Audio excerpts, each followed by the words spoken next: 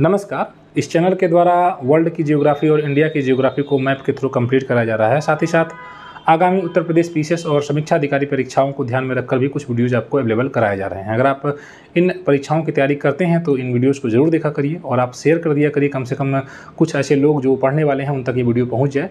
आज का हमारा टॉपिक है स्टेट कैपिटल रीजन, जो कि कानून उत्तर प्रदेश की विधानसभा में पास हुआ है। यह यूपी स्पेशल बहुत महत्वपूर्ण है, आने वाली परीक्षाओं के लिए बहुत महत्वपूर्ण इसलिए है क्योंकि यहाँ पर कुछ जिलों का विभाजन किया जा रहा है और उन्हें अब स्टेट कैपिटल रीजन यानी कि लखनऊ एससीआर में उन्हें जाना जाएगा।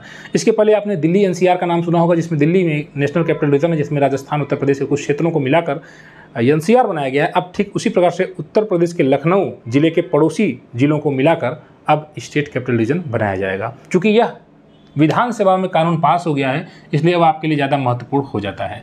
इसमें कौन कौन से ज़िले हैं इसको आप ध्यान दीजिएगा। बाराबंकी है, लखनऊ है, हरदोई है, सीतापुर है, उन्नाव है और रायबरेली है। एक बार और आप रिवाइज करें, बाराबंकी है, लखनऊ है, हरदोई है, सीतापुर है, उन्नाव है और रायबरेली है। यहाँ एक बात का ध्यान दीजिएगा, जो लखनऊ अगर आपने मैप देखा होगा तो लखनऊ में पूरा जो उसके पड़ोसी डिस्ट्रिक्ट हैं उन्हीं को शामिल किया गया है।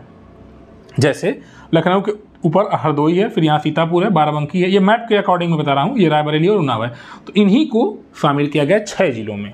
ठीक है, मुख्यालय कहाँ पर होगा? लखनऊ में होगा। कितनी भूमि आवंटित की गई है? 27,826 वर्ग किलोमीटर। सबसे ज़्यादा भूमि कहाँ से आवंटित की गई है? हरदोई से। कितना? 5,985 वर्ग किलोमीटर। यानी आपसे अगर ये पूछा जाए कि सबसे ज़्यादा भूमि कहाँ से आवंटित की गई हो तो याद रखेंगे हरदोई से, और सबसे कम भूमि कहाँ से आवंटित की गई तो लखनऊ से, लगभग 2,528 वर्ग किलोमीटर। ये आपको याद रखना है क्योंकि प्रश्न पूछा सकता है सबसे ज़्यादा या सबसे कम। अब जो स्टेट कैपिटल रीजन प्राधिकरण बनाया जा रहा है, इसका अध्यक्ष कौन होगा? तो चीफ मिनिस्टर यानी कि मुख्यमंत्री होंगे। यानी कि स्टेट कैपिटल रीजन लखनऊ जो बनाया जा रहा है प्राधिकरण, उसका अध्यक्ष मुख्यमंत्री होंगे और उपाध्यक्ष होंगे मुख्य सचिव। या ध्यान दीजिएगा, जो मुख्य सचिव होंगे वो उनके उपाध्यक्ष होंगे एसटीआर के। इसके अलावा जो 6 जिले शामिल किए गए, इन 6 जिलों के डिस्ट्रिक्ट मजिस्ट्रेट भी सदस्य के रूप में चुने जाएंगे। ध्यान दीजिएगा, सभी 6 जिलों के डिस्ट्रिक्ट मजिस्ट्रेट भी इसमें सदस्य के रूप में होंगे, जो स्टेट कैपिटल रीजन प्राधिकरण बनाया जा रहा है। साथ ही साथ भारत सरकार और रक्षा मंत्रालय के द्वारा अधिकारियों को नामित किया जाएगा, वे भी सदस्य के रूप में इसका हिस्सा होंगे। यानी एससीआर प्राधिकरण में कौन कौन सदस्य के रूप में है नहीं है, ये जानना आपके लिए बहुत महत्वपूर्ण है, क्योंकि मैं बार बार कह रहा हूँ कि ये इसलिए इंपॉर्टेंट है क्योंकि आगामी 2 परीक्षाओं में उम्मीद है कि यहाँ से प्रश्न आएगा, इसलिए आपके लिए जानना जरूरी है। भारत सरकार और रक्षा मंत्रालय के द्वारा अधिकारी जो नामित किए जाएंगे वो भी सदस्य के रूप में होंगे।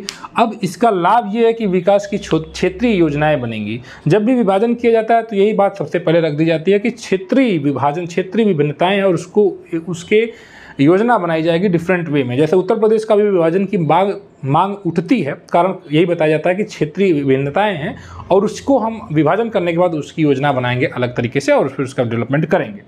तो इनका यही कहना है कि विकास की क्षेत्रीय योजनाएं बनेंगी, आवासन, अवसंरचना, यातायात, उद्योग आदि क्षेत्रों में रोजगार को बढ़ावा मिलेगा।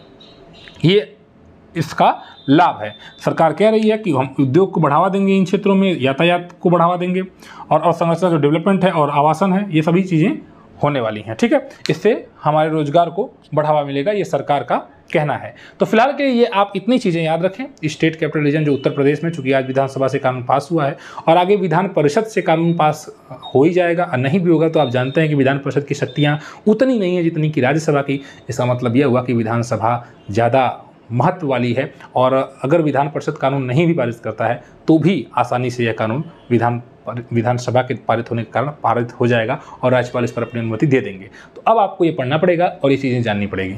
बाकी आपसे एक बार फिर से रिक्वेस्ट है कि आप वीडियोज़ को शेयर कर दिया करिए ताकि इंपॉर्टेंट मटेरियल आपके लिए प्रोवाइड करते रहें और अपना भी हिम्मत मिले कि हाँ, लोग वीडियोज़ को देख रहे हैं और लाभान्वित हो रहे हैं। ठीक है, मिलते हैं फिर नेक्स्ट वीडियो में। Thank you.